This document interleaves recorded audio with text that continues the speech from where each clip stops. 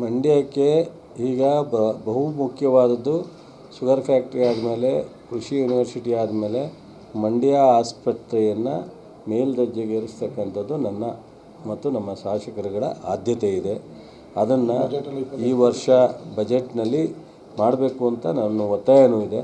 So ಒಟ್ಟು ಆದಷ್ಟು ಬೇಗ ಈ ಅವಧಿ ಒಳಗಡೆ ಮಂಡ್ಯದ ಆಸ್ಪತ್ರೆಯನ್ನು ಮೇಲ್ದರ್ಜೆಗೇರಿಸ್ತಕ್ಕಂಥ ಕೆಲಸನ ಈ 3.5 ವರ್ಷ ಅವಧಿ ಒಳಗಡೆ ಈ ವರ್ಷ ಬಜೆಟ್ನಲ್ಲೇ ಪ್ರಯತ್ನ ಮಾಡ್ತೀವಿ.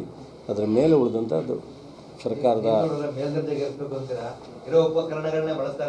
ಎಲ್ಲ ಅಂದರೆ ಹಲವಾರು ಸಮಸ್ಯೆ ಇದೆ ಅಲ್ಲಿ. ನಾನು ಅವತ್ತಿನ ಕಾಲದಲ್ಲಿ ಮಾಡಿದಾಗ ಅದ್ರ ಹಿಸ್ಟ್ರಿ ಗೊತ್ತಿಲ್ಲ. ನಾವೆಲ್ಲ ಹಳ್ಳಿಯಿಂದ ಬಂದವರು.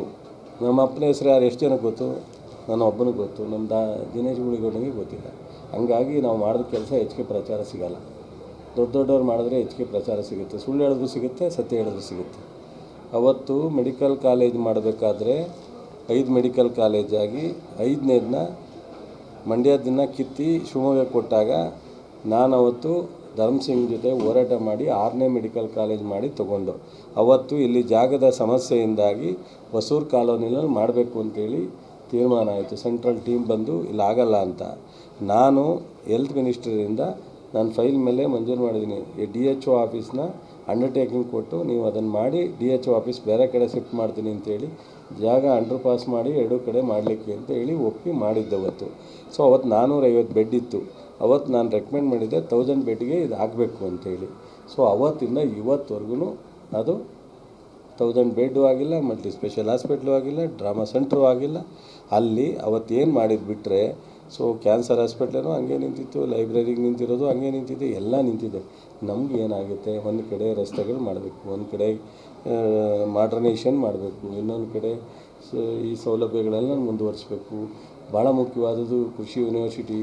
ನಾನು ಕೃಷಿ ಸಚಿವನಾಗಿರೋದು ನಮ್ಮ ಮುಖ್ಯಮಂತ್ರಿಗಳು ಉಪಮುಖ್ಯಮಂತ್ರಿಗಳೇ ನಮಗೆಲ್ಲರಿಗೂ ಬೇಕಾದರಾದ್ರಿಂದ ನಮ್ಮೆಲ್ಲರೂ ಶಾಸಕರ ಬೇಡಿಕೆ ಮಾಡೋಕ್ಕಾಯ್ತದೆ. ಅದರ್ವೈಸ್ ಇಲ್ಲ ಅಂದರೆ ಇನ್ನು 100 ವರ್ಷ ಆದರೂ ಕೃಷಿ ವಿಶ್ವವಿದ್ಯಾನಿಲಯ ತರಲಿಕ್ಕೆ ಸಾಧ್ಯ ಆಗ್ತಿರಲಿಲ್ಲ.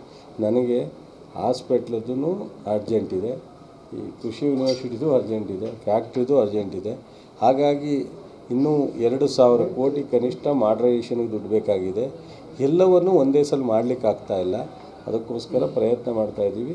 ಖಂಡಿತ ಆದಷ್ಟು ಬೇಗ ನನ್ನ ನೆಕ್ಸ್ಟ್ ಆದ್ಯತೆಯೇ ಸಂಪೂರ್ಣವಾಗಿ ಅದು ಫ್ಯಾಕಲ್ಟಿ ಇರ್ಬೋದು. ಈಗ ಹೆಲ್ತ್ ಡಿಪಾರ್ಟ್ಮೆಂಟಿಂದ ಎಲ್ಲ ಡೆಪ್ಯುಟೇಷನ್ ಇರೋ ವಾಪಸ್ ತಗೋಬೇಕು ಅಂತಿದ್ದಾರೆ. ಅದರ ಬಗ್ಗೆ ನೇಮಕಾತಿ ಸಮಸ್ಯೆ ಇದೆ. ನಾನು ಈ ಬಜೆಟ್ಗಿಂತ ಮುಂಚಿತವಾಗಿ ನಮ್ಮ ಮೆಡಿಕಲ್ ಎಜುಕೇಷನ್ ಮಿನಿಸ್ಟ್ರ್ ಜೊತೆ ಒಂದು ಮೀಟಿಂಗ್ ಮಾಡ್ತಾಯಿದ್ದೀನಿ. ಅವತ್ತು ಸಂಪೂರ್ಣವಾಗಿ ಆಸ್ಪತ್ರೆಯ ಪರಿಸ್ಥಿತಿನ ಅಧ್ಯಯನ ಮಾಡಿ ಏನಾದರೂ ಒಂದು ಹೊಸ ರೂಪ ಕೊಡುವಂಥ ಪ್ರಯತ್ನ ಮಾಡ್ತೀನಿ. ಆಲ್ಮೋಸ್ಟ್ 100% ಮುಗಿದಿದೆ. ಆಲ್ಮೋಸ್ಟ್ 100% ಮುಗಿದಿದೆ.